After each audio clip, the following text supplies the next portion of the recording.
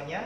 Pada kesempatan hari ini kita akan melakukan percobaan yang berjudul dispersi koloid dan sifat-sifatnya.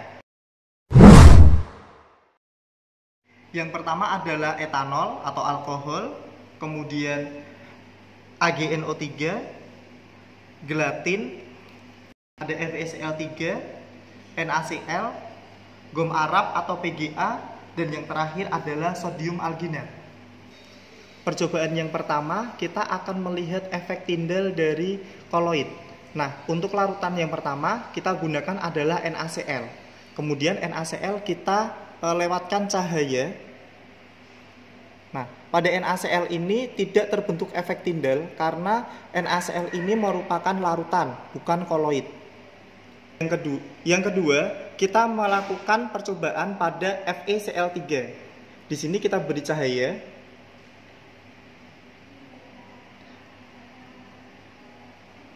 Pada FeCl3 ini terbentuk seberkas cahaya yang melewati koloid pada beker glass. Terlihat ini yang disebut dengan efek Tyndall. Untuk sampel yang ketiga, kita menggunakan gelatin.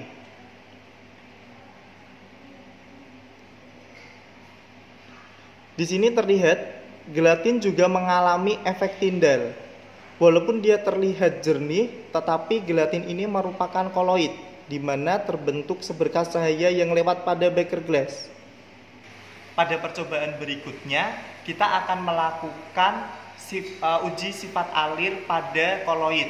Di sini kita menggunakan sodium alginat 0,5%, kemudian kita ganti dengan sodium alginat 0,1%.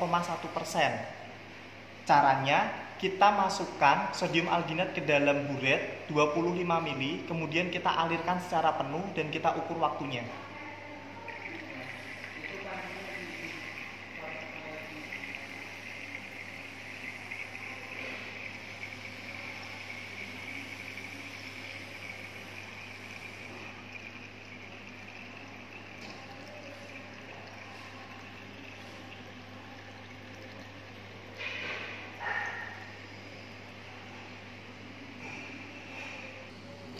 Waktu yang dibutuhkan untuk sodium alginat mengalir dengan volume 25 ml yaitu 24 detik.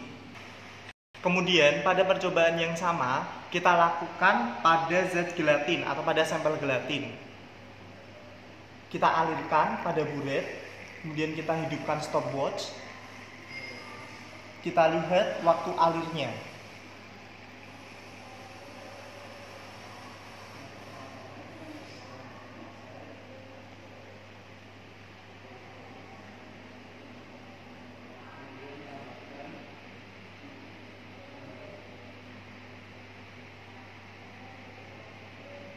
Gelatin mengalir, kita hentikan waktunya. Waktu alir yang dibutuhkan untuk gelatin sebanyak 25 ml adalah 27 detik. Berikutnya, kita akan melakukan percobaan untuk mengetahui pengaruh elektrolit terhadap koloid. Nah, di sini bahan yang diperlukan adalah 3 ml AgNO3, kemudian 5 ml gelatin, dan NaCl yang sudah diukur volumenya sebanyak 10 ml. Sampel yang pertama kita uji adalah AgNO3. Pertama, kita ambil NaCl dengan pipet, kemudian kita tetesi sedikit demi sedikit AgNO3 dengan NaCl tersebut, hingga terbentuk endapan.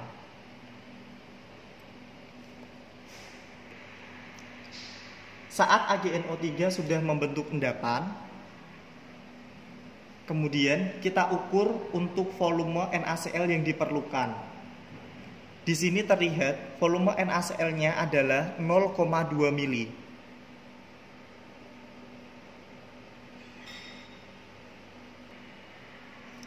Berikutnya, kita lakukan perlakuan yang sama terhadap sampel gelatin. Sampel gelatin 5 ml, kita beri NaCl sedikit demi sedikit.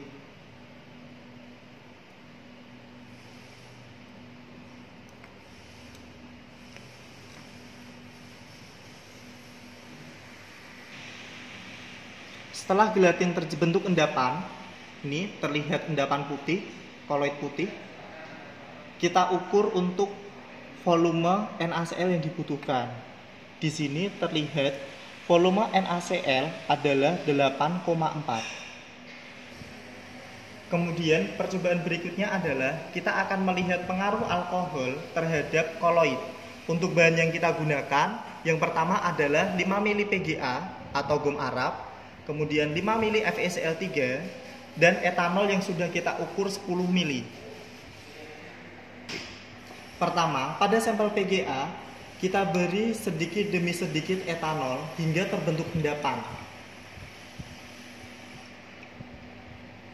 Setelah kita beri tetes demi tetes etanol, kita tunggu sampai hasil PGA keruh atau terbentuk endapan. Terlihat PGA mengalami kekeruhan atau putih keruh. Kemudian kita ukur volume etanol yang diperlukan. Di sini volume yang diperlukan sekitar 3,6. Untuk sampel berikutnya adalah FeCl3 sebanyak 5 mili. Kemudian kita beri sedikit demi sedikit alkohol hingga terbentuk endapan. Kita lakukan hingga FeCl3 ini terbentuk warna keruh atau terbentuk dua fase dengan perbedaan warna. Itu berarti koloid sudah terpengaruh oleh adanya alkohol. Di sini alkohol yang diperlukan adalah sebanyak 9 mili. Pada percobaan terakhir, kita melakukan uji reversibilitas pada koloid. Untuk sampel yang kita gunakan, yang pertama adalah FeCl3, kemudian yang kedua adalah PGA atau gom Arab. Nah, untuk sampel ini kita ambil 5 mili, kemudian kita panaskan hingga pelarutnya itu menguap. Kemudian kita beri 5 mili aquades lagi sebagai pelarut. Jika koloid bisa kembali seperti semula, maka dia dinyatakan sebagai reversible. Jika koloid tidak bisa bercampur dengan aquades lagi, berarti dia irreversible. Pertama, kita ukur koloid FeCl3 sebanyak 5 mili. Kemudian kita tuang pada cawan porselen. Kemudian kita tunggu hingga semua air menguap. Kemudian kita lakukan hal yang sama pada koloid PGA. Kita ukur 5 mili, kemudian kita tuang pada cawan yang dipanaskan. Kita tunggu hingga semua airnya menguap. Pada sampel PGA, kemudian setelah kering, kita beri 5 mili air atau aquades, kemudian kita aduk.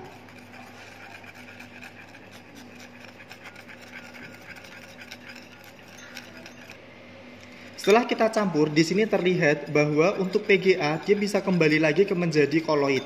Berarti PGA ini termasuk reversible. Kemudian untuk sampel koloid FeCl3 kita juga beri 5 mili aquades.